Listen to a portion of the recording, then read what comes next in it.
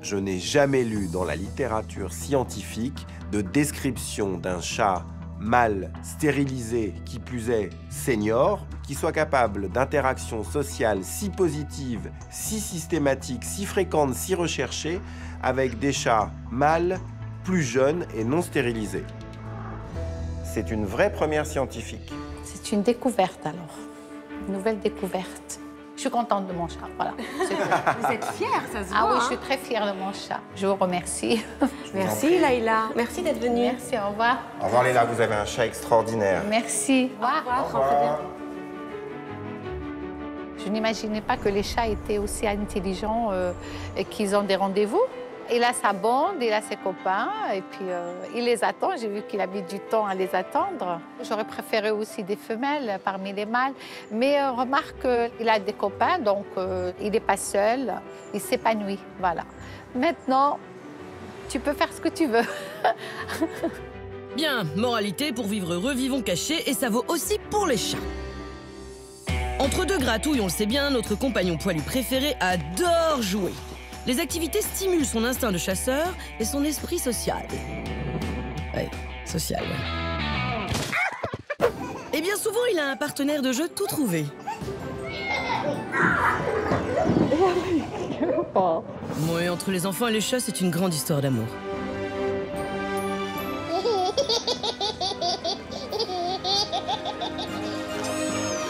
Moi, c'est si mignon, mais je ne peux pas m'empêcher de regarder, je ne m'en lasse pas.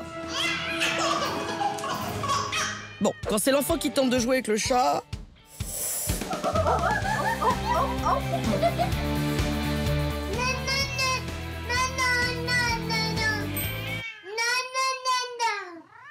Oui, en fait, c'est plutôt le chat qui finit par jouer avec l'enfant.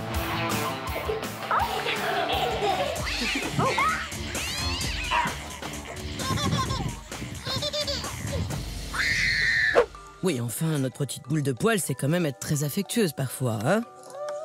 Oui, ils se chamaillent de temps en temps, mais lorsqu'arrive l'heure du coucher, ces deux petits êtres sont bien contents de se retrouver.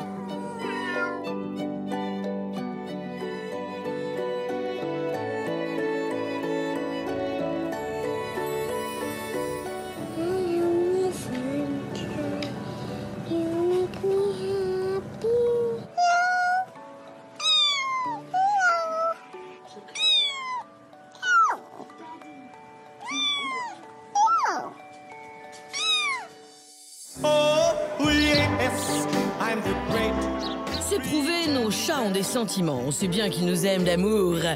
Mais penser que son chat est amoureux, comme nous l'avons vu avec Choupette, eh bien, ça s'appelle de l'anthropomorphisme. C'est-à-dire qu'on attribue des sentiments humains à des animaux. En gros, c'est un peu n'importe quoi. Hein? Mais puisqu'on parle d'amour, est-ce que vous vous êtes jamais demandé comment les chats faisaient crac-crac? Vous voulez voir? Alors attention, parce que c'est pas joli, hein? Vous êtes prêts? Allez, c'est parti. Ça attise votre curiosité? Eh bien, voici pour la toute première fois au monde tout ce que vous avez toujours voulu savoir sur la vie intime des chats sans jamais avoir osé le demander. Allez, pour cela, on retourne à Vézénobre, notre petit village du Gard.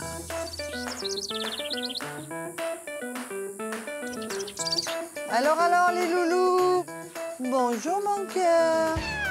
Voici Sonia. Attention, les coquins. Voilà Gustave et Hirou. Alors, mon Hirou, grand champion international. Sonia est une professionnelle de la reproduction, puisqu'en plus de son travail, elle a créé un élevage de... Maine Coon. Le Maine Coon, c'est un doux géant. Ce sont des doux géants. En quoi, pardon? Et Maine Coon. Un doux géant. Un doux géant. Un doux géant. Doux géant. Doux géant. Oui, on a compris. Je suis une grande passionnée de doux géants. Actuellement, j'ai deux mâles reproducteurs et j'ai 6 femelles reproductrices. Ben justement, on est venu voir comment ça fonctionne. Mais comme beaucoup d'animaux, les chats ne peuvent pas se reproduire n'importe quand. Les chats sont une espèce dans laquelle les femelles ont une reproduction qui est saisonnière, en général du début du printemps jusqu'à la fin de l'automne, ce qui permet d'avoir jusqu'à 3 portées par an et jusqu'à 9 petits par portée. La bonne nouvelle pour vous, bande de petits coquins, c'est que Nolwenn et Hirou, les Maine Coon de Sonia, sont pile poil dans la bonne période. Allez, on rentre avec eux dans la Love Room.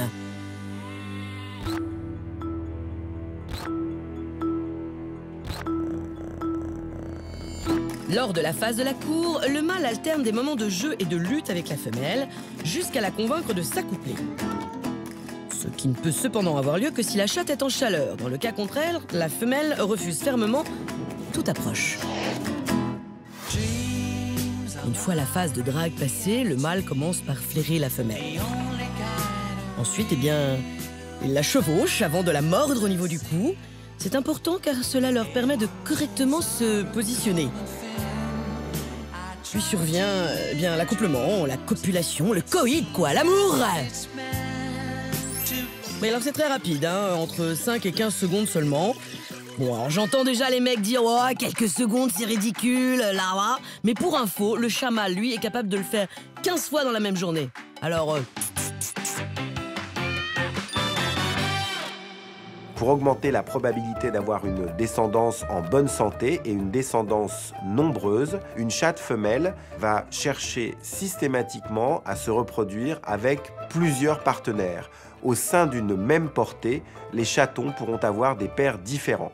Ça s'appelle la superfécondation. C'est fou, non? Encore plus fou, c'est le temps de gestation, c'est-à-dire de grossesse. Il est de seulement 65 jours en moyenne, soit environ 2 mois. Un peu de patience, dans seulement quelques instants, vous verrez le résultat.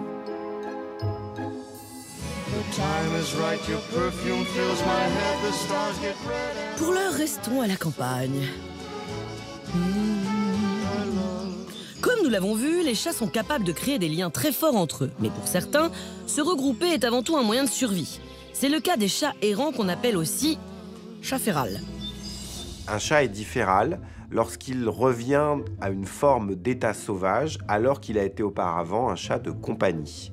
Et ce que l'on peut constater, c'est que ces chats sont capables de se familiariser les uns aux autres, éventuellement de se familiariser à des humains, en tout cas les humains bienveillants. Et justement, à Vézénobres, il y a une jeune retraitée qui en connaît un rayon sur les chats errants, c'est Chantal. Je vais faire les courses environ 3 fois par semaine. Hop. Voilà. Donc, je connais leur goût, évidemment, leurs habitudes, donc je prends pour eux. Et voilà. Et puis souvent, j'oublie d'acheter pour moi. J'achète pour les chats et puis quand j'arrive à la maison, je me dis « Oh, j'ai oublié d'acheter pour moi ». Et si parfois elle s'oublie, c'est que Chantal a une véritable colonie de chats à nourrir. On va les mettre dans le placard à croquettes. Donc là, il y a tout ce qu'il faut pour tous les âges et tous les goûts. J'en ai 11 qui habitent avec moi. Ce sont des chats, pour la plupart, qui ont été abandonnés. Accrochez-vous bien, il y a Galia, Estia, Ninja, Mouchette, Frisquette, Cosette, Pipette et... Ramon.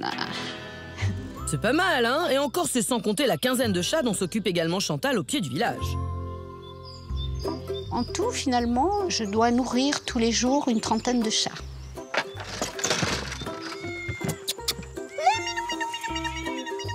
Chantal est connue dans toute la région pour sa générosité envers les matous errants. C'est un peu la mère Teresa des chats, quoi. Le restaurant est ouvert. Vous laissez les croquettes aux petits nouveaux, d'accord? Bon appétit! J'ai une formation d'assistante sociale au départ. En plus, c'était un petit peu mon éducation aussi. On m'a appris à aider les gens et les animaux, donc je le fais, mais c'est naturel. Bon, ça va, petit chat?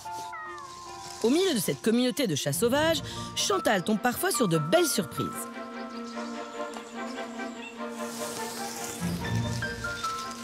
Oh là là, mais qu'est-ce que tu as fait, petit chat? Là sont nés ces 2 petits chats, le blanc et le roux.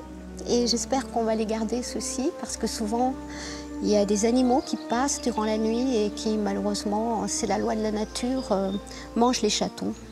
Il est malade, ton petit œil, tu vois? Ça va te faire du bien. C'est un petit collier, ça ne pique pas. Ça fait du bien, petit yeux des bébés chats. Hein? Parmi tous ces chats que Chantal soigne et nourrit, il y en a un qui lui tient particulièrement à cœur. Voici Yeti. Il s'agit du tout premier chat errant dont elle s'est occupée. Bonjour Yeti. Oh, tu es mal en point. Hein. Tu viens? La première fois que je l'ai vu, il est arrivé dans la neige, gros macho. Il était beaucoup plus gros que maintenant. Il était vraiment impressionnant. Je l'ai appelé Yeti, l'abominable chat des neiges. attends, Yeti. Bon, ça va, j'arrête.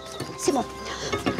Ah oui, vous peut-être mieux y aller avec des gants, hein. Selon Chantal, l'abominable Yeti aurait au moins 15 ans, voire plus, soit environ 77 ans en âge humain.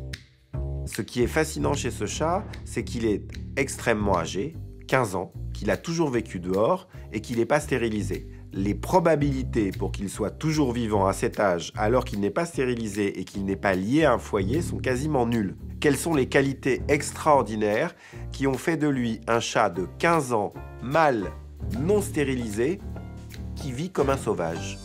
Pour répondre à cette question, grâce à l'aide de Chantal, nous avons réussi à équiper Yeti d'un collier GPS et d'une caméra espion afin d'en savoir plus sur sa vie de chat errant.